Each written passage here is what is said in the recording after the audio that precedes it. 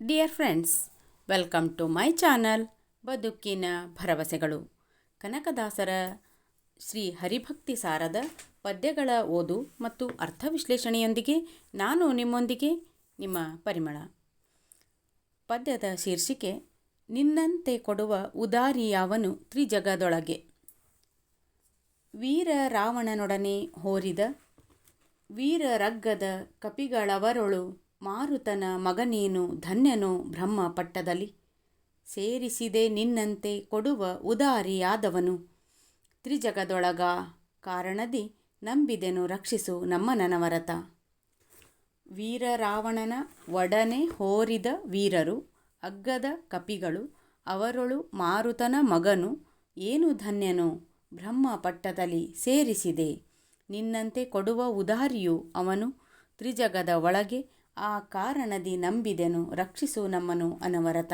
ಅಂದರೆ ವೀರನಾದ ರಾವಣನೊಡನೆ ಸೆಣಸಿದಂತಹ ವೀರರು ಶ್ರೇಷ್ಠರೂ ಆದಂತಹ ವಾನರರು ಅನೇಕರಿದ್ದಾರೆ.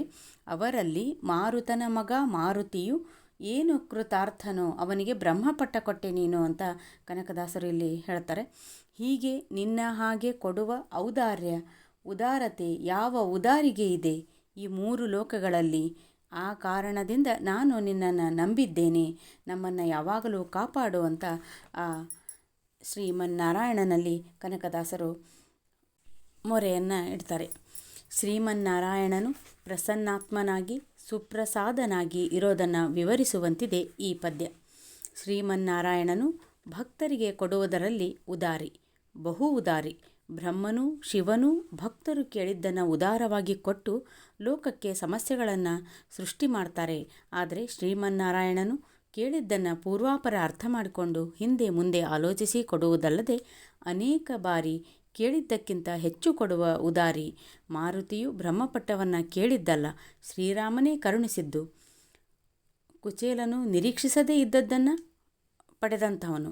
ಧ್ರುವನಿಗೆ ಧ್ರುವ ಪದವಿಯನ್ನು ಭಗವಂತನೇ ಕೊಟ್ಟದ್ದು. ಅವನು ಕರುಣಿಸಿದ ಈ ಪದವಿ ಸಂಪತ್ತುಗಳು ಅನಾಹುತಕ್ಕೆ ಕಾರಣವಾಗದೆ ಉತ್ತಮ ಉದಾಹರಣೆಗಳಾಗಿ ಉಳಿದಂಥವು. ಮನುಷ್ಯನೇ ವರ ಕೇಳಿದರೆ ತನ್ನ ಮಿತಿಯೊಳಗೆ ಕೇಳ್ತಾನೆ.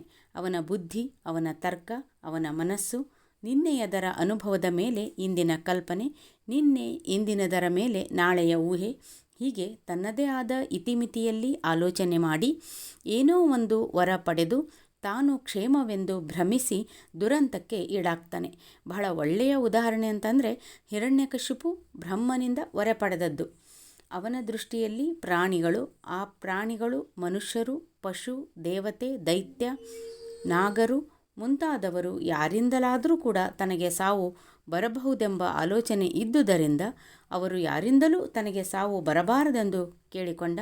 ಮನುಷ್ಯನಿಗೆ ಗೊತ್ತಿರುವುದು ಒಳಗೆ ಹೊರಗೆ, ಹಗಲು ರಾತ್ರಿ, ಭೂಮಿ ಆಕಾಶ, ಅಸ್ತ್ರ ಶಸ್ತ್ರ. ಆದುದರಿಂದ ಅಲ್ಲಿ ಎಲ್ಲಿಯೂ ಯಾವುದರಿಂದಲೂ ತನಗೆ ಮರಣ ಬಾರದಂತೆ ಹಿರಣ್ಯಕಶಿಪು ಕೇಳ್ಕೊಳ್ತಾನೆ. ತನಗೆ ಯುದ್ಧದಲ್ಲಿ ಯಾರೂ ಎದುರಾಳಿಗಳು ಇರಬಾರದೆಂಬುದು ಅವನ ಪ್ರಾರ್ಥನೆಯಾಗಿತ್ತು. ಆದರೆ ಏನಾಯಿತು? ಶ್ರೀಮನ್ನಾರಾಯಣ ಅರ್ಧಮೃಗ ಅರ್ಧನರನಾಗಿ ಬಂದ. ಒಳಗೂ ಅಲ್ಲದ ಹೊರಗೂ ಅಲ್ಲದ ಹೊಸ್ತಿಲು ಅವನ ಮೃತ್ಯು ಸ್ಥಳವಾಯಿತು. ರಾತ್ರಿಯೂ ಅಲ್ಲದ ಹಗಲೂ ಅಲ್ಲದ ಮುಸ್ಸಂಜೆ ಅವನ ಮರಣಕಾಲವಾಯಿತು. ಹೀಗೆ ಮನುಷ್ಯನು ವರ ಕೇಳಿದರೆ ಅದಕ್ಕೆ ಮಿತಿ ಇದೆ.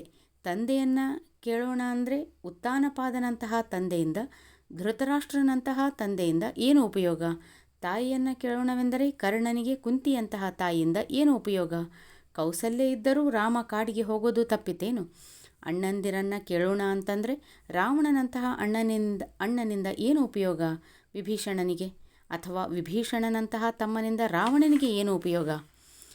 ಹೆಣ್ಣನ್ನು ಕೇಳೋಣವೆಂದರೆ ಹೆಣ್ಣಿನಿಂದ ಜಗತ್ತಿನಲ್ಲಿ ಆದಂತಹ ಎಷ್ಟು ಅನಾಹುತಗಳಿಲ್ಲ. ಮಕ್ಕಳನ್ನು ಕೇಳೋಣವೆಂದರೆ ಮಕ್ಕಳಿಂದ ಧೃತರಾಷ್ಟ್ರನಿಗೆ ಏನು ದಕ್ಕಿತು? ಬಂಧುಗಳನ್ನು ಕೇಳೋಣ ಅಂದರೆ ಬಂಧುಗಳಿದ್ದರೂ ಗಜೇಂದ್ರನ ಕಥೆ ಏನಾಯಿತು? ಗಂಡನನ್ನು ಕೇಳೋಣ ಅಂದರೆ ದ್ರೌಪದಿಗೆ ಒಬ್ಬರಲ್ಲ 5 ಜನ ಇದ್ದರೂ ಏನು ಉಪಯೋಗ? ಹೀಗೆ ಯಾರಿಂದಲೂ ಉಪಯೋಗವಿಲ್ಲ. ರಾಜ್ಯ, ಪದವಿ, ಕೋಶ ಯಾವುದರಿಂದಲೂ ಉಪಯೋಗವಿಲ್ಲ. ಉಪಯೋಗವಿದ್ದರೆ ಅದು ಪರಮಾತ್ಮನೊಬ್ಬನಿಂದ ಮಾತ್ರ ಅಂತ ಮನುಷ್ಯ ಅರ್ಥೈಸಿಕೊಳ್ಳಬೇಕಿದೆ. ಏನನ್ನೋ ಕೇಳಿ ಅದು ಇನ್ನೇನೋ ಆಗುವುದರ ಬದಲು ಪರಮಾತ್ಮನಲ್ಲಿ ಶರಣಾಗತಿಯನ್ನು ಮೆರೆಯುವವನು ಬುದ್ಧಿವಂತ ಅನ್ನೋದನ್ನು ಧ್ರುವ, ಪ್ರಹ್ಲಾದ, ಪಾಂಡವರು, ಆಂಜನೇಯ, ಕುಚೇಲ ಮೊದಲಾದವರು ಅರ್ಥಪೂರ್ಣವಾಗಿ ತೋರಿಸಿ ಬದುಕಿದ್ದಾರೆ. ಅವನು ಸರಿಯಾದದ್ದನ್ನೇ ಕೊಡುತ್ತಾನೆ. ಹಾಗೆ ನೋಡಿದರೆ ಅವನನ್ನು ಬಿಟ್ಟು ಅವನು ಏನನ್ನೂ ಕೊಟ್ಟರೂ ಅದು ಅರ್ಥಹೀನ ಎಂದು ಭಾವಿಸಿದ ಭಕ್ತನಿಗೆ ಪರಮಾತ್ಮನು ಇಹದಲ್ಲೂ ಪರದಲ್ಲೂ ಎಲ್ಲವನ್ನೂ ನೀಡ್ತಾನೆ. ಇದಕ್ಕೆ ಪೂರಕವಾಗುವಂತೆ ಒಂದು ಕಥೆ ಇದೆ. ಒಂದು ಮಗು, ಅದು ಬುದ್ಧಿವಂತ ಮಗು, ತಂದೆಯೊಡನೆ ಒಂದು ಅಂಗಡಿಗೆ ಹೋಗ್ತಿತ್ತಂತೆ. ಅಂಗಡಿಯವನು ಮಗುವನ್ನು ಪ್ರತಿದಿನವೂ ಮಾತನಾಡಿಸಿ ಮಗು ಚಾಕ್ಲೇಟನ್ನು ಬಾಟಲಿಯಿಂದ ತೆಗೆದುಕೊಳ್ಳು ಅಂತ ಹೇಳ್ತಿದ್ದಂತೆ. ಮಗು ಬೇಡ ಬೇಡ ಅಂತ ಇತ್ತಂತೆ. ಇದು ಪ್ರತಿದಿನವೂ ನಡೀತಾ ಇತ್ತು. ಒಂದು ದಿನ ಅಂಗಡಿಯವನೇ ಚಾಕ್ಲೇಟ್ ಬಾಟಲಿಯನ್ನು ಹಿಡಿದುಕೊಂಡು ಮಗು ನಿನ್ನ ಅಂಗೈ ಹಿಡಿ ಎಂದು ಅರ್ಧ ಬಾಟಲಿ ಚಾಕ್ಲೇಟ್ ಸುರಿದನಂತೆ. ಮಗು ಅಷ್ಟೂ ಚಾಕ್ಲೇಟನ್ನು ಖುಷಿಯಾಗಿ ತೆಗೆದುಕೊಂಡಿತಂತೆ. ತಂದೆ ಕೇಳಿದಂತೆ, ಮಗು ಪ್ರತಿದಿನವೂ ಚಾಕ್ಲೇಟ್ ತೆಗೆದುಕೋ ಅಂದರೆ ಬೇಡ ಬೇಡ ಅಂತಿದ್ದೆ, ನೀನು ಅರ್ಧ ಬಾಟಲಿ ಚಾಕ್ಲೇಟನ್ನು ಇವತ್ತು ಹೇಗೆ ತೆಗೆದುಕೊಂಡೆ ಅಂತ ಮಗುಗೆ ಪ್ರಶ್ನೆ ಮಾಡ್ತಾನೆ. ಅದಕ್ಕೆ ಮಗು ಹೇಳ್ತಂತೆ, ಅಪ್ಪ, ನಾನೇ ಚಾಕ್ಲೇಟ್ ತೆಗೆದುಕೊಂಡಿದ್ದರೆ ಒಂದೊಂದೇ ತೆಗೆದುಕೊಳ್ಬೇಕಾಗಿತ್ತು. ಆ ಬಾಟಲಿಯ ಬಾಯಿ ಬೇರೆ ಸಣ್ಣದು. ಅಂಗಡಿಯವನೇ ಕೊಡುವುದಾದರೆ ಒಂದನ್ನೆಲ್ಲಿ ಕೊಡ್ತಾ ಇದ್ದ, ಅರ್ಧ ಬಾಟಲಿ ಕೊಡುತ್ತಿದ್ದ ಅನ್ನೋದು ನನಗೆ ಗೊತ್ತಿತ್ತು ಅಂತ ಹೇಳ್ತಂತೆ. ಹಾಗೆ ನಾವು ದೇವರಲ್ಲಿ ವರ ಕೇಳಿದಾಗ ನಮ್ಮ ಮಿತಿಯಲ್ಲಿ ಕೇಳ್ತೇವೆ. ದೇವರೇ ಕೊಡುವಾಗ ಮಿತಿಯಿಲ್ಲದೆ ಕೊಡ್ತಾನೆ. ಅದು ಇಹದಲ್ಲೂ ಸುಖ, ಪರದಲ್ಲೂ ಸುಖ. ಹಾಗೆ ಮಾರುತಿಗೆ ಪರಮಾತ್ಮನು ಬ್ರಹ್ಮಪಟ್ಟವನ್ನೇ ಕೊಟ್ಟ. ಎಷ್ಟೇ ಆಗಲಿ ಕೊಡುವುದರಲ್ಲಿ ಪರಮ ಉದಾರಿಯವನು. ಮಾರುತಿಯು ಎಂದೂ ಏನನ್ನೂ ಬಯಸದ, ಹಾಲಿಗಾಗಿ ಗೋವಿಗೆ ಮೇವು ಹಾಕುವಂಥವನಲ್ಲದ ನಿಷ್ಕಾಮ ಭಕ್ತ. ನಿಸ್ಪೃಹ ಸೇವೆಗೆ, ನಿರ್ವಾಜ್ಯ ಪ್ರೀತಿ ಪ್ರೇಮಕ್ಕೆ, ಸಂಪೂರ್ಣವಾದ ಪ್ರಪತ್ತಿಗೆ, ಏಕಾಗ್ರ ಭಕ್ತಿಗೆ, ನಿರಹಂಕಾರ ದಾಸ್ಯಕ್ಕೆ ಒಬ್ಬನೇ ಒಬ್ಬನೆಂದರೆ ಮಾರುತಿ.